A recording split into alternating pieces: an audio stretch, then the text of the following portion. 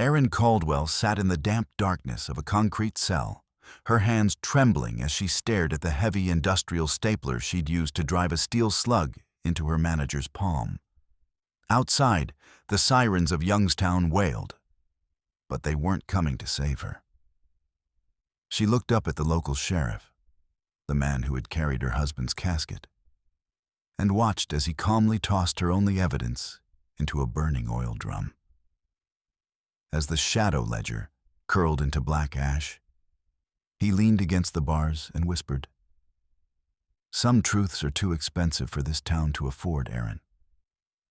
The radio in the corner crackled to life, announcing the start of the hearing that would officially brand her late husband's best friend a coward and a failure.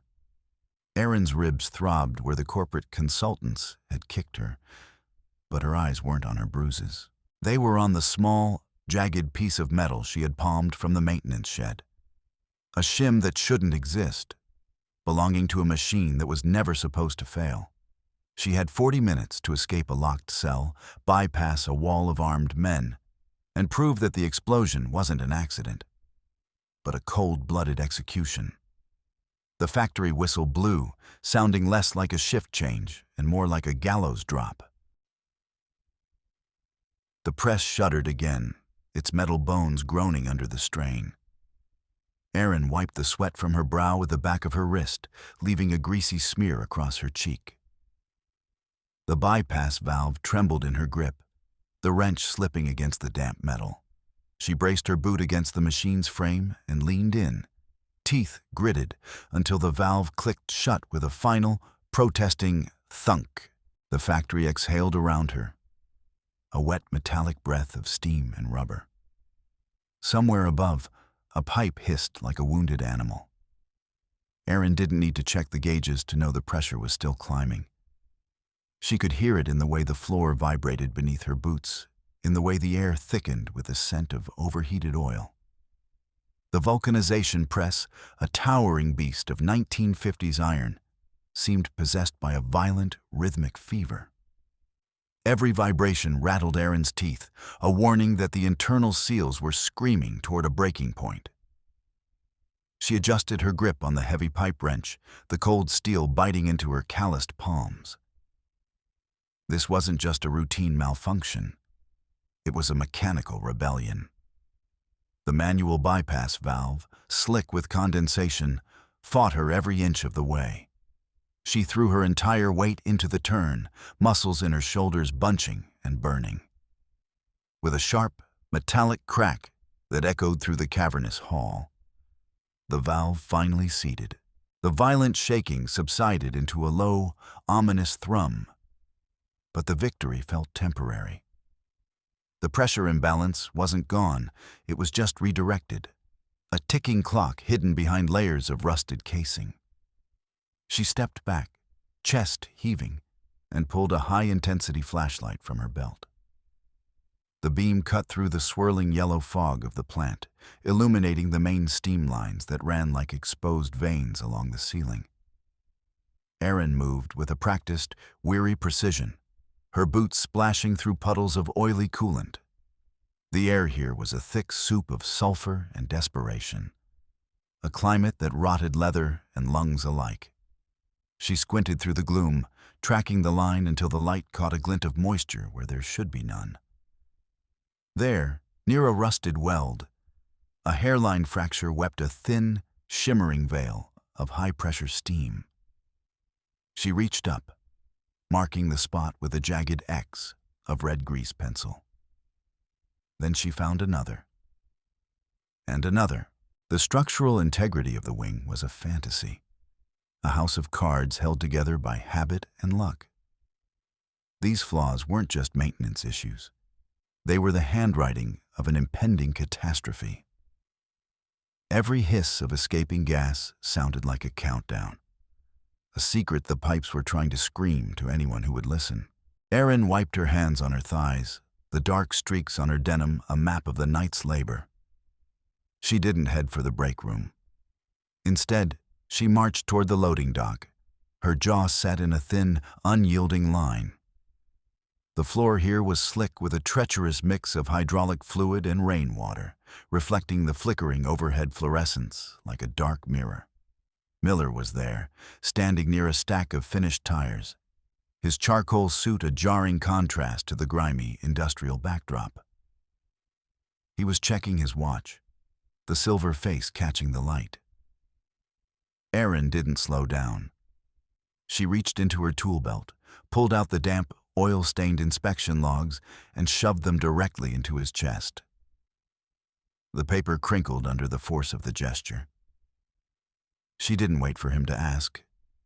She told him the steam lines were failing, that Section C was a bomb waiting for a fuse, and that the press she'd just fought was a symptom of a systemic rot. She demanded immediate repairs, her voice low and deliberate, the kind of tone that made the nearby forklift driver look away. Miller didn't even look at the logs. He didn't blink. He simply gripped the edges of the folder with two manicured fingers and pushed it back toward her. His expression one of dismissive, glacial coldness. He told her she was seeing ghosts, that the equipment was rated for another 5 years, and that her detailed observations were an inconvenient fiction. The irritation in his voice was sharp, a blade hidden in silk. He leaned in closer, the scent of expensive cologne clashing with the acrid stench of the floor. He reminded her that the corporate merger was in its final, delicate stages. It required 0 downtime, 0 incidents, and certainly 0 costly overhauls based on the whims of a jumpy inspector. He spoke as if she were a malfunctioning component herself, something to be calibrated or discarded. Then the silk fell away, leaving only the blade.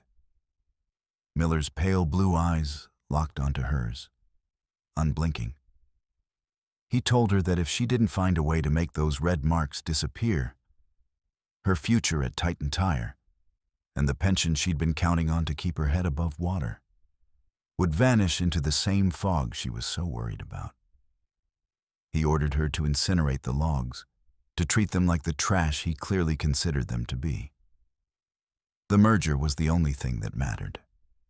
The lives of the men on the floor were just variables in an equation he'd already solved. He turned his back on her before she could respond, his Italian leather shoes clicking softly against the concrete as he walked toward the administrative wing, leaving her standing in the oily shadows.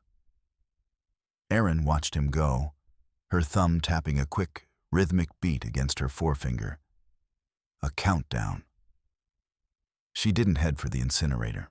The weight of the silver locket beneath her shirt felt like an anchor, a reminder of what silence had cost her before. She took a breath of the tainted air and turned toward the maintenance shed. She needed to find Pete. Pete Reynolds had been her husband's best friend, the man who had held her hand at the hospital and fixed her sink when the grief made her hands too shaky to hold a wrench.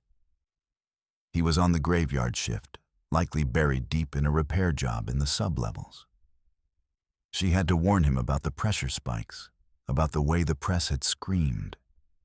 She prioritized the safety of the man who was the last living link to her past over the career stability Miller was using as a leash. She navigated the factory with a grim purpose, her boots hitting the ground like she was staking a claim. The path to the maintenance shed took her through a narrow, dimly lit alley between two massive storage warehouses. The air here was stagnant, smelling of rotting garbage and wet metal. Halfway through the passage, the shadows shifted. Two figures stepped out from behind a stack of broken pallets, their faces obscured by black ski masks, their bodies clad in the standard-issue Navy work uniforms of the plant. They didn't say a word. They moved with a practiced, thuggish efficiency, one lunging for her arms while the other tried to circle behind. The suddenness of the assault sent a jolt of adrenaline through Erin's veins. This wasn't a random mugging. The uniforms were a message. Miller or his associates weren't just threatening her pension anymore. They were using violence to bury the truth she carried in her pocket. The larger of the two thugs grabbed her shoulder, his fingers digging into the muscle with bruising force. Erin didn't scream. She went very, very still for a fraction of a second, then exploded into motion. She swung her heavy industrial flashlight in a short, brutal arc. The solid aluminum casing connected with the attacker's collarbone with a sickening, wet crunch. The man let out a choked gasp and slumped, his arm going limp. It was the tactical opening she needed. She didn't wait for the second man to recover from the shock. She pivoted on her heel, her heart hammering against her ribs like a trapped bird, and bolted toward the only exit left to her. She didn't run for the main floor. She plunged into the massive labyrinth of stored tires that dominated the western wing. It was a towering, claustrophobic jungle of rubber, rows of black walls reaching 20 feet toward the ceiling. The scent of unvulcanized rubber was overwhelming here, thick enough to taste. Erin knew these pathways by heart. She'd spent years counting the inventory in the dark. She ducked into a narrow gap between a stack of tractor tires and a wall of passenger radials, her breathing shallow and quiet. Behind her, she heard the heavy, uneven footsteps of the pursuing thugs and the muffled curses of the man she'd injured. She used the darkness as a shroud, moving with a ghost's silence, letting the labyrinth swallow her whole. As she crouched behind a stack of heavy-duty truck tires, her hand brushed against something cold and hard on the floor. She looked down. It was a discarded clipboard, likely dropped by one of her attackers during the struggle in the alley. She snatched it up, her fingers trembling slightly as she tucked it under her arm. She didn't stay to investigate. She waited until the sound of the footsteps faded toward the loading docks. Then she began to move again, weaving through the rubber canyons until she reached a small, disused tool crib near the back of the wing. It was a secluded, safe location, the kind of place the supervisors forgot existed. She clicked on her flashlight, shielding the beam with her hand. The clipboard held a sheaf of papers that weren't the standard yellow of the official plant records. These were white, crisp, and bore the header of a private contractor. It was an unofficial, secret maintenance log, a shadow record of the very repairs Miller had claimed were unnecessary. Her eyes scanned the columns of dates and serial numbers. The document provided proof of a shadow operation, a hidden history of the plant's decay that was being kept off the official books to satisfy the merger's auditors. Her breath hitched as she reached the bottom of the page. There, under a series of entries claiming that the main steam seals had been replaced just last week, was a signature. Pete Reynolds. She stared at the loops of the letters, her stomach turning. She knew Pete's handwriting. She'd seen it on 1,000 birthday cards and work orders. This wasn't it. The P was too sharp, the S too lazy. These entries were forged. Someone was using Pete's name to sign off on ghost repairs, framing him for the negligence that was currently straining the plant's infrastructure to the breaking point. It was a betrayal that went beyond corporate greed. The realization hit her like a physical blow. This wasn't just Miller acting alone.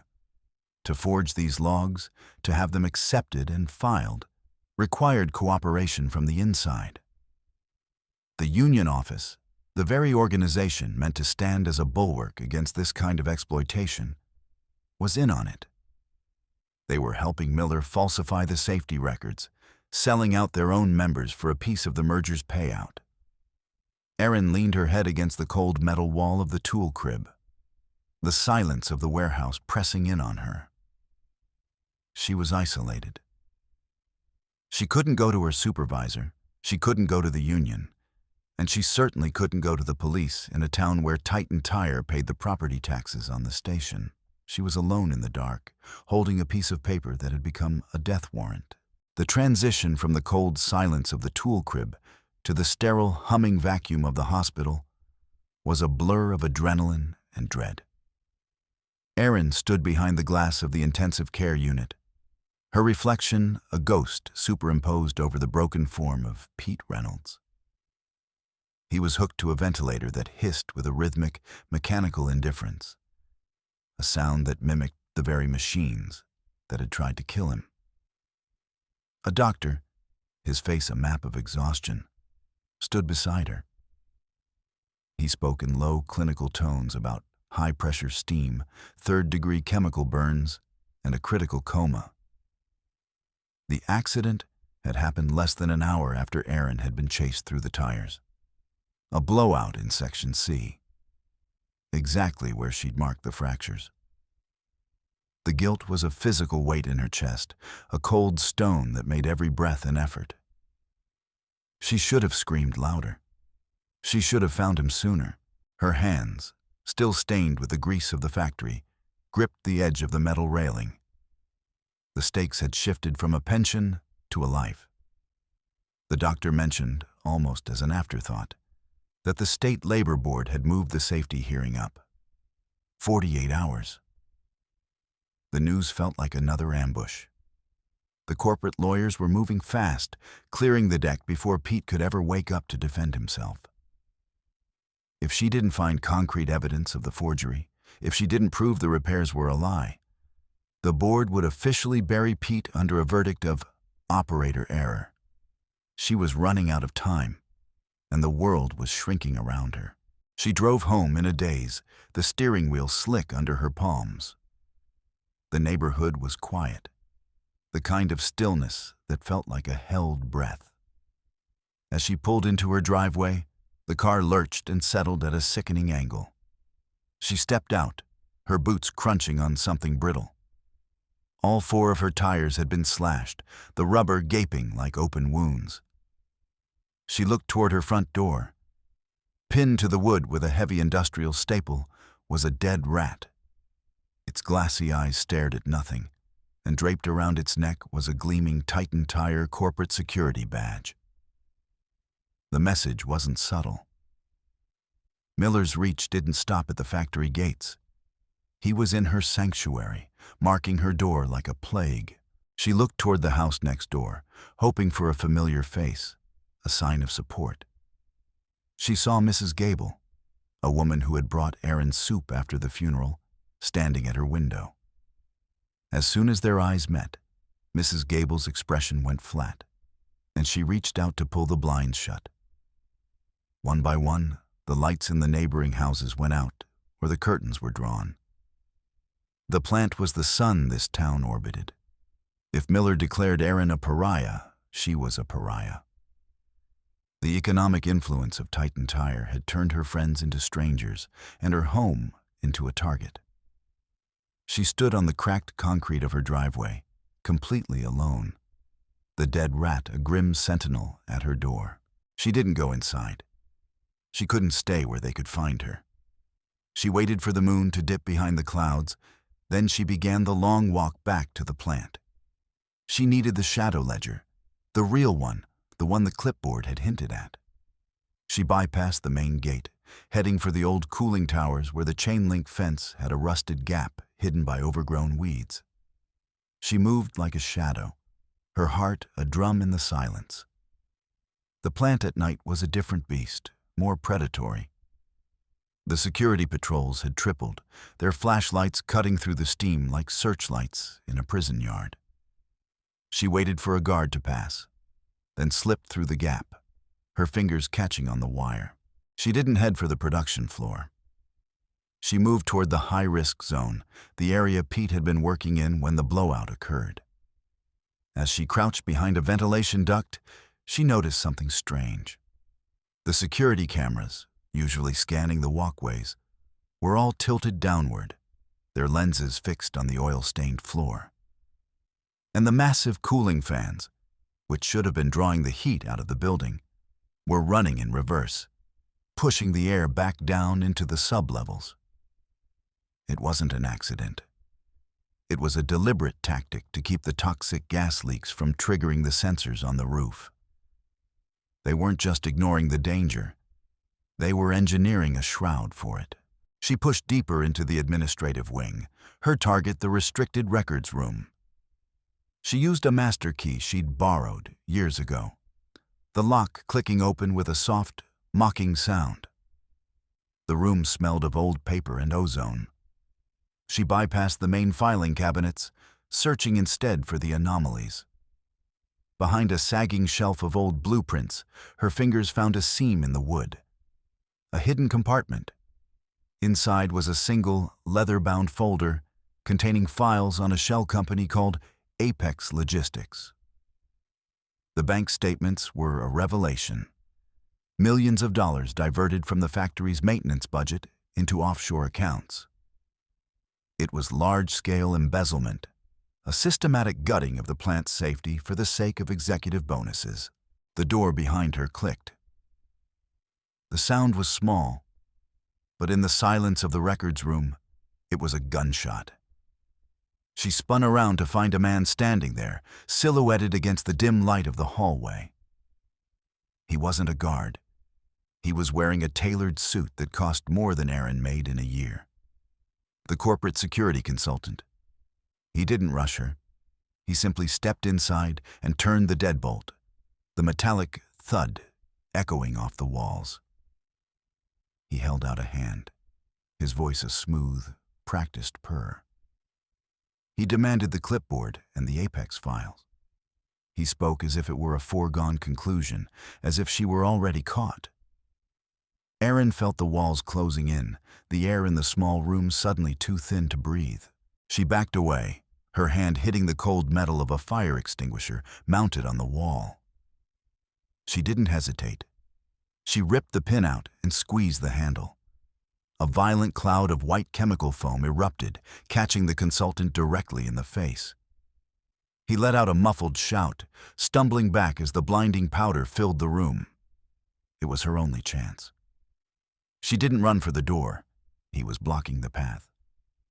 Instead, she bolted toward the laundry chute in the corner, a relic of the days when the plant provided on-site uniforms. She threw the files down first, then scrambled inside, the metal cold against her skin. She slid down the dark, vertical tunnel, the air rushing past her ears. It was a desperate, blind drop. She hit the bottom with a jarring thud, landing in a pile of damp, oil-soaked rags in the basement. The silence here was absolute, broken only by the distant, rhythmic dripping of water. She was separated from her pursuers, but she was trapped in the bowels of the facility, a place where the light of the sun never reached. She picked up the files, her knees shaking as she stood. She began to move through the basement, her flashlight beam dancing over rows of wooden crates.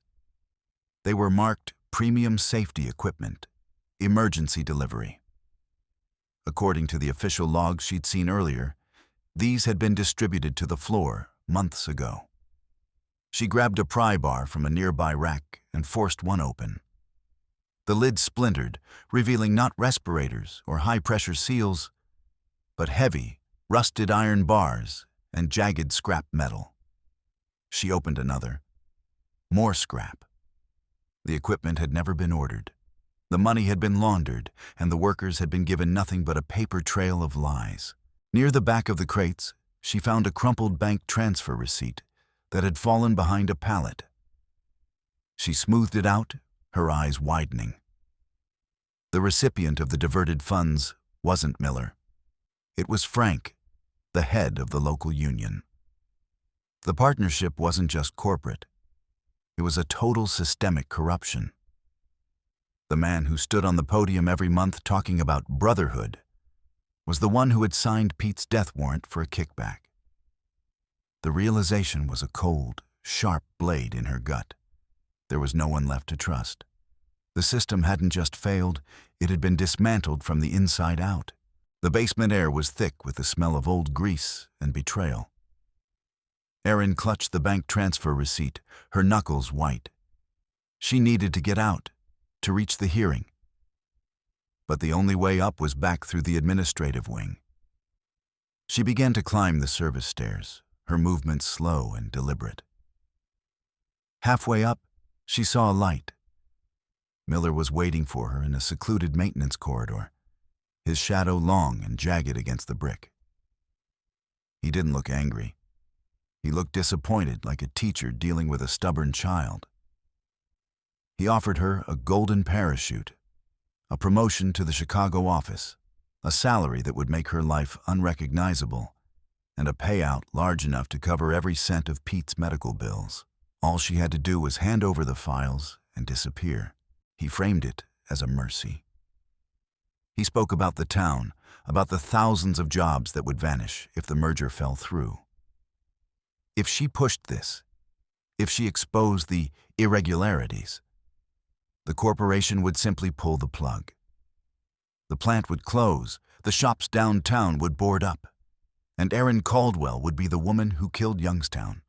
He made her the villain of her own story, a person whose pursuit of truth would destroy the lives of everyone she knew. The weight of his words was heavier than the iron bars in the basement. He wasn't done. He pulled a thin blue folder from his jacket, the corporate lawyer's human error report. It was a masterpiece of character assassination. It claimed Pete had a history of bypassing safety protocols, that he'd been distracted, that he'd intentionally ignored the warning lights for personal convenience. It shifted every ounce of legal and moral liability onto the man lying in a coma. The report was already on its way to the labor board. Without her evidence, Pete wouldn't just be a victim. He'd be the scapegoat for the entire town's ruin. The hearing was only hours away. She went straight for the mahogany desk, her fingers flying across the keyboard of Miller's private computer. She didn't need the physical files. She needed the digital trail. She began downloading the transaction logs, the specific offshore account numbers that linked the Apex funds to the union's secret coffers. The progress bar on the screen seemed to move in slow motion. 60%, 70%. Every second was a gamble. She found the missing link, the direct transfers from Miller's account to Frank's. The corruption was total, a closed loop of theft and negligence. The heavy mahogany door swung open. Miller stepped in, but he wasn't alone. Behind him stood the silent, imposing man from the records room, his gray eyes flat and predatory. Miller didn't say a word this time. He saw the screen, saw the account numbers, and his face transformed into a mask of pure, murderous rage. The atmosphere in the room turned violent in an instant. The imposing man moved to block the only exit, his hands resting at his sides, waiting for the command. Miller lunged across the desk. He was faster than he looked. He grabbed Erin by the throat, his fingers squeezing with a strength born of desperation. He slammed her back against the desk, the air leaving her lungs in a sharp, painful gasp. He didn't ask for the files. He just squeezed, his face inches from hers, his breath smelling of expensive scotch and rot. Erin's vision began to swim, the edges of the room turning dark. She clawed at his hands, but he was too heavy, his weight pinning her down like a slab of stone. Her hand fumbled across the leather blotter, searching for anything. Her fingers closed around the cold, heavy shape of an industrial stapler. She didn't think. She swung it with everything she had, the base of the tool catching Miller across the temple. Then she pressed the trigger against the back of his hand. A heavy-duty staple fired, pinning his flesh to the mahogany. Miller let out a primal scream of agony, his grip loosening just enough for Erin to twist away. She grabbed the physical ledger she'd taken from the basement, her chest heaving as she fought for air. She didn't wait to see if he'd get up. She bolted past the stunned guard, her boots skidding on the rug as she hit the hallway. She ran with a blind, frantic energy, the shadow ledger clutched to her chest like a shield. As she reached the main factory gates, she saw the blue and red strobe of approaching police cars. For a split second, relief washed over her. She ran toward the flashing lights, her voice cracking as she called out for help. She saw Sheriff Dawson stepping out of his cruiser, his weathered face grave. She held out the ledger, the words tumbling out of her in a frantic rush. The embezzlement, the forgeries, the union's betrayal. Dawson took the book from her hands, his movements slow and deliberate. He didn't look at the pages. He walked over to a metal burn barrel near the gate, where a small fire was already licking at the air. Without a word, he tossed the shadow ledger into the flames. Erin watched, frozen, as the evidence of her life's work curled into black ash. Dawson turned back to her, his eyes bloodshot and tired. He told her the town couldn't afford the truth, that some things were better left buried for the sake of the greater good. Before she could scream, he grabbed her arm and twisted it behind her back. The cold bite of handcuffs snapped around her wrists. He informed her, in a voice as flat as a grave, that she was under arrest for trespassing and industrial espionage. He threw her into the back of the cruiser, the smell of stale coffee and betrayal filling the cramped space. As they drove away from the plant, Erin looked back to see the smoke from the burn barrel rising into the gray Ohio sky. She was locked in a cold holding cell minutes later, with no evidence, no allies, and no way to reach the hearing that would decide Pete's fate. Everything was lost. The cell was a concrete box that smelled of ancient sweat and bleach. Erin sat on the thin, stained mattress, the silence of the station broken only by the tinny drone of a radio in the front office. A news reporter was announcing the start of the State Labor Board hearing.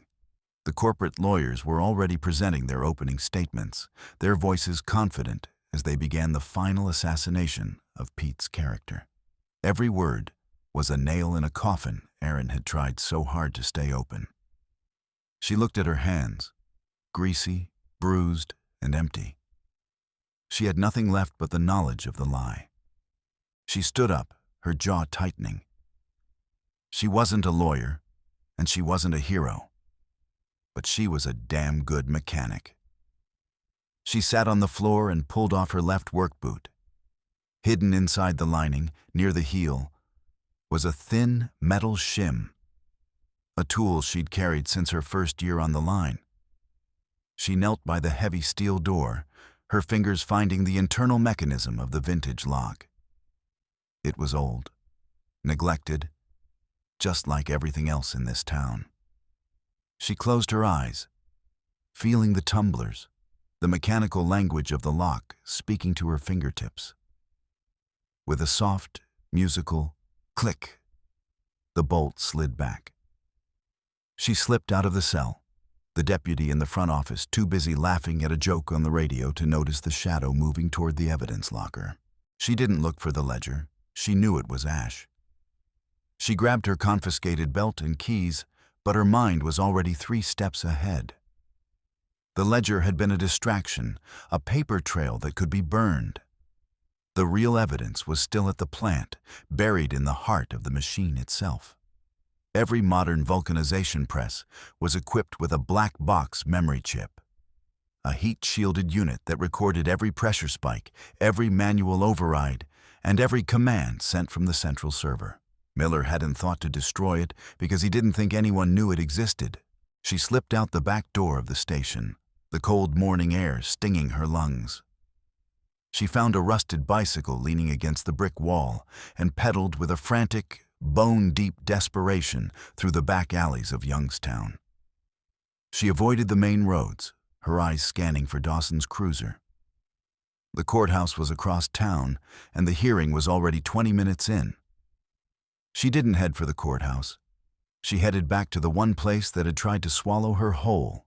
The Titan tire plant loomed out of the fog like a ghost ship. Erin didn't use the gap in the fence this time. She found an old drainage pipe near the river, a tunnel of slime and cold water that led directly to the maintenance sublevels. She crawled through the dark, the scent of industrial waste thick in her throat, until she emerged beneath the floor of the vulcanization department. She could hear the guards above, their heavy boots echoing on the metal grates. She moved through the steam-filled tunnels, a ghost in the machine she'd spent her life serving. She reached the damaged press, the one that had nearly killed Pete. It sat idle, a silent monument to the explosion. Erin pulled a specialized screwdriver from her belt, her hand steady despite the adrenaline. Ona dismantled the heat-shielded casing, the metal still warm to the touch. Inside, nestled in a bed of fireproof foam, was the black box chip. She extracted it with the precision of a surgeon, tucking the small, cold piece of plastic into her pocket. It was the raw data, the heartbeat of the factory, and it couldn't be burned or forged. A flashlight beam swept across the ceiling above her. Miller's security team was sweeping the floor. Erin froze, pressing herself into the shadows of a cooling rack. The guard passed so close she could smell the tobacco on his breath. She waited, counting her heartbeats. Then she bolted. She didn't go back to the drainage pipe. She ran for the loading dock, jumping into the cab of a running delivery truck. She shoved it into gear, the tires screaming as she smashed through the perimeter fence, the metal gate buckling like paper. The drive to the municipal building was a blur of red lights and sirens. She ignored the cruisers in her rearview mirror. Her focus narrowed to the stone steps of the courthouse. She skidded to a halt at the curb, the truck's engine smoking. She ran up the steps, the guards at the door too surprised to stop the woman covered in grease and grime. She burst into the hearing room just as the corporate lawyers were showing a slide of Pete's falsified repair logs. The room went silent, the board members staring at the disheveled woman standing in the doorway. Erin didn't give them a chance to speak. She marched to the front of the room and plugged the black box chip into the digital projector. The screen flickered, then filled with rows of raw machine code. She pointed to a specific line, her voice clear and unwavering. It wasn't operator error. The data showed a remote override command sent directly from the plant manager's private computer, a command that had forced the pressure past the safety limits. It was intentional sabotage, an engineered disaster designed to trigger an insurance payout that would dwarf the merger's profits. The room erupted. Miller, sitting in the front row, turned a sickly shade of gray as the state investigators moved toward him. Dawson, standing by the door, looked at the floor, his hand dropping from his holster. The conspiracy was laid bare, not by words, but by the very machines they had tried to use as weapons. The weight that had been crushing Erin's chest for years finally began to lift. Days later, the air in the hospital room was quiet. The harsh mechanical hiss of the ventilator replaced by the soft, steady rhythm of natural breathing. Erin sat by the bed, her hand resting on Pete's. For the first time in months, his eyes fluttered open. He didn't speak, but he squeezed her hand, a weak, trembling gesture that felt like the sun breaking through the Ohio fog. The recovery would be long, and the scars would never truly fade. But he was there. Erin stood on her porch that evening, the sunset casting long, golden shadows across her overgrown yard. She was broke, her job was gone, and half the town still looked at her with a mix of fear and resentment. But as she watched the silhouettes of the factory chimneys in the distance, she didn't feel the old dread. The air still smelled of rubber, but the heavy, suffocating scent of the lye was gone. She was clean. She reached up, her fingers brushing the silver locket around her neck, and for the first time in a very long time, she let herself breathe. The factory whistle blew in the distance, a new, honest tune echoing over the valley.